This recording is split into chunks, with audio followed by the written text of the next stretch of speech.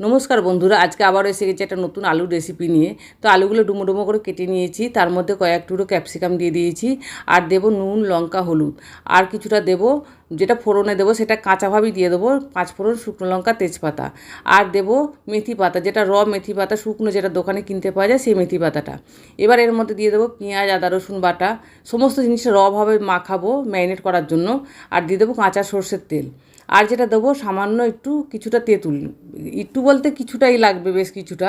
তো তেঁতুলটা দিয়েও ভালো করে ম্যারিনেট করে নেবো। তো এটা ব্যাপারটা সে চিলি ব্যাপারটা হবে, চিলি ফ্লেক্স যেমন হয়, চিলি চিকেন চিলি সোয়া যে ধরনের জিনিসটা হয়, চিলি ফ্লেভারটা আসবে।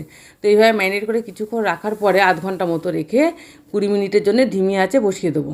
20 মিনিট পরে এবার খুললাম, খুলে দেখছি যে মাখা মাখা হয়ে গেছে, সুন্দর একটা সেন্টও ছাড়ছে। এইভাবে যখন বানিয়ে দেখবেন, কিন্তু 20 মিনিটের মধ্যে ঢাকাটা খুললে হবে না, এটা ধিমি আঁচে হতে দিতে হবে। এই যে টেস্টি ঝোল, একটু টেস্ট করে দেখি নুন ঝালটা কীভাবে হলো। নুন ঝালটা দারুণ হয়েছে, ভীষণ টেস্ট, যেহেতু টক ঝাল বৃষ্টি একসাথে পড়েছে, দারুণ টেস্ট হয়েছে, ভীষণ সুন্দর খেতে হয় এটা। পরোটা, রুটি, পোলাও এইসবের সাথে দারুণ যায়। আলু টেস্টি রেসিপি আমার রেডি। আসতে আসি।